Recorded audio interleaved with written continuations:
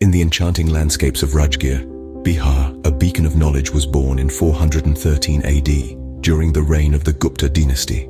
This beacon was none other than Nalanda University, an intellectual stronghold established amidst the verdant terrains of ancient India. Its birthplace, Bihar, was the heart of the ancient Magadha kingdom, a land steeped in history and cultural grandeur. Nalanda University wasn't just any educational institution.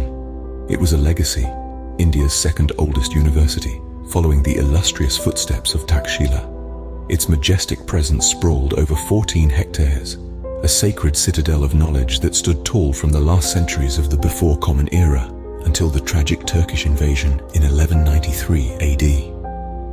But Nalanda's roots run deep, deeper than most would imagine.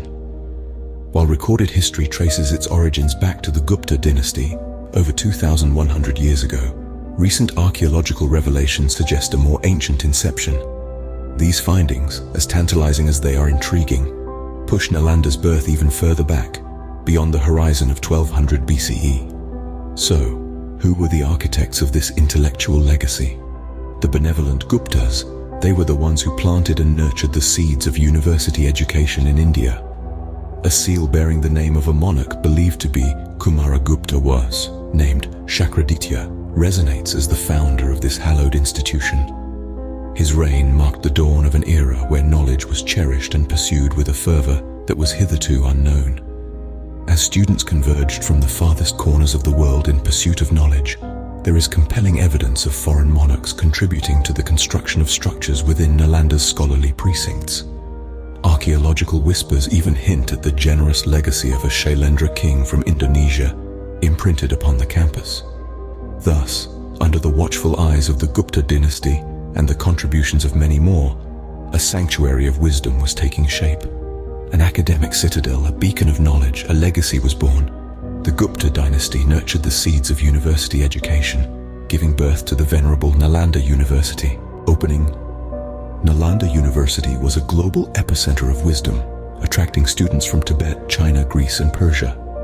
In the thriving intellectual landscape of the ancient world, Nalanda University was a beacon, its radiance drawing in knowledge seekers from across the globe. Its appeal was universal. The university was a melting pot of diverse cultures, ethnicities, and intellectual traditions.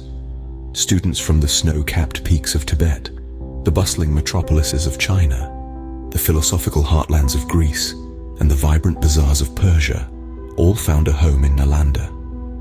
At the heart of Nalanda's allure was its highly formalized Vedic methods of learning, a structured yet flexible educational system that nurtured creativity and innovation. It was a system that held the student at its core, allowing them to delve into the depths of their chosen fields and emerge as experts, ready to contribute to the world's intellectual legacy. But Nalanda was more than a university. It was a testament to the power of global collaboration. The construction of its scholarly precincts wasn't just an Indian endeavor. There is compelling evidence of foreign monarchs contributing to the construction of structures within Nalanda. These contributions were often in the form of generous donations, reflecting the high esteem in which Nalanda was held by the world. One such example is the generous legacy of a Shailendra king from Indonesia. The Shailendras were known for their patronage of education and the arts, and their involvement with Nalanda underscores the university's international significance. The Shailendra king's contributions to Nalanda are believed to have included the construction of a monastery, further cementing the university's reputation as a global epicenter of wisdom. Closing, Nalanda was not merely an academic citadel, it was a sanctuary of wisdom. It was a place where the world's brightest minds gathered to learn, to teach, and to engage in intellectual discourse. It was a place where wisdom was revered, where knowledge was celebrated, and where the pursuit of understanding was the highest goal. It was a place that transcended boundaries and brought together the world in the shared pursuit of wisdom. Nalanda University was a sanctuary of wisdom, encompassing 10 temples, classrooms, meditation chambers, monasteries, and dormitories.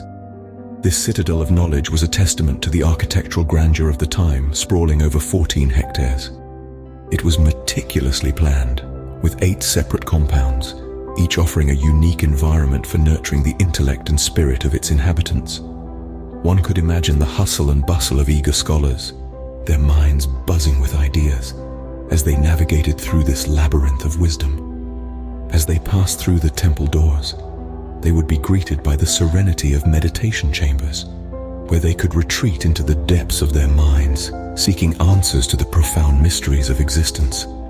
The monasteries provided a refuge for the spiritually inclined, an oasis of tranquility amidst the intellectual fervor. Here the monks would engage in contemplative practices, their chants resonating through the corridors, infusing the air with a sense of peace and tranquility. The dormitories were a testament to Nalanda's innovative spirit. This was a pioneering concept in the annals of education, a place where students from far and wide could live, learn, and grow together. These were not just rooms for rest. They were spaces where lifelong friendships were forged, where ideas were exchanged under the cover of darkness, where the future leaders of the world were molded. But the crowning glory of Nalanda was undoubtedly its 9-story library. This was not just a repository of books, but a treasure trove of wisdom, where diligent monks painstakingly transcribed texts, preserving the knowledge of the ages for future generations. The library stood as a beacon, its towering structure a symbol of the importance of knowledge in a world often consumed by ignorance. Nalanda, a haven for over 10,000 students and 2,000 venerable teachers, was a trailblazer in the annals of education. It was more than just a university. It was a sanctuary of wisdom where the mind could explore the furthest reaches of thought, where the spirit could soar to the highest peaks of enlightenment. Within the hallowed halls of Nalanda University, a kaleidoscope of subjects spanning the spectrum of knowledge was taught. As we delve into Nalanda's wide-ranging curriculum, we uncover a rich tapestry of intellectual pursuit. From the profound teachings of Mahayana Buddhism to the intricate Vedas, from the discipline of logic to the nuances of Sanskrit grammar, and from the science of medicine to the philosophy of Samkhya, Nalanda's curriculum was a testament to the breadth and depth of ancient Indian wisdom. This was not a place of singular focus, but a vibrant, pulsating hub of intellectual diversity. It was a place where students could explore the vast expanses of human understanding, where a single day could take one from the realms of spiritual enlightenment to the frontiers of scientific discovery. One such scholar who journeyed through this intellectual odyssey was I Ching. His story is a testament to the immersive nature of Nalanda's curriculum. In the 7th century, I Ching embarked on a decade-long journey at Nalanda. He accumulated a trove of 400 Sanskrit texts containing over 500,000 verses. Imagine, if you will, I Ching diligently transcribing these texts, his mind filled with the wisdom of the ages. His journey was not just one of physical distance, but also an intellectual voyage, traversing the vast landscape of knowledge that Nalanda had to offer. And it wasn't just the curriculum that was comprehensive. Nalanda University was home to a well-endowed library. This was not just a collection of books, but a repository of human understanding, a treasure trove of knowledge. It was here that the diligent monks painstakingly transcribed books, their every stroke a testament to Nalanda's commitment to the preservation and propagation of knowledge. From the towering Ratnasagara, a 9-story marvel that housed rare sacred works, to the poetic expanse of Dharmaganj with its colossal edifices, the library was a reflection of Nalanda's intellectual wealth. Nalanda University was a treasure trove of knowledge, with its well-endowed library and vast curriculum. A citadel of enlightenment, Nalanda stood as a beacon illuminating the path for those who sought knowledge, wisdom, and truth. Yet, in 1193 AD, tragedy struck the citadel of enlightenment, as Nalanda's walls were breached by Turkish Muslim invaders. This was no ordinary raid. It was a cataclysm that would extinguish the glowing beacon of wisdom that was Nalanda University. The marauders, known as the Mamluks, were led by a man named Bakhtiar Khilji. With a fierce and ruthless onslaught, they descended upon the university, leaving a trail of devastation in their wake. The once thriving center of learning, which had stood as a testament to the power of intellectual pursuit, was reduced to rubble under Khilji's relentless attack. The vast complex of Nalanda, with its grand temples, classrooms, monasteries, and dormitories, was set ablaze. The flames consumed not only the physical structures, but also the rich tapestry of wisdom that Nalanda had woven over the centuries. The fire is said to have raged for months, a ghastly testament to the magnitude of knowledge that was lost. Of all the losses, perhaps the most heartrending was the destruction of Nalanda's magnificent library.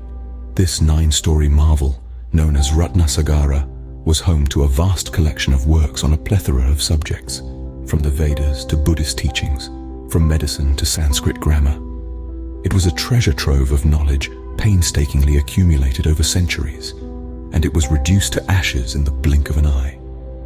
The university's downfall marked the end of an era of intellectual pursuit, of knowledge without boundaries, of wisdom that transcended borders. The fall of Nalanda was a loss not just for India, but for the entire world. It marked the end of a legacy that had enlightened countless minds and had stood as a beacon of wisdom for over a millennium. Thus, the beacon of wisdom was extinguished, marking the end of an intellectual legacy that had enlightened the world for centuries.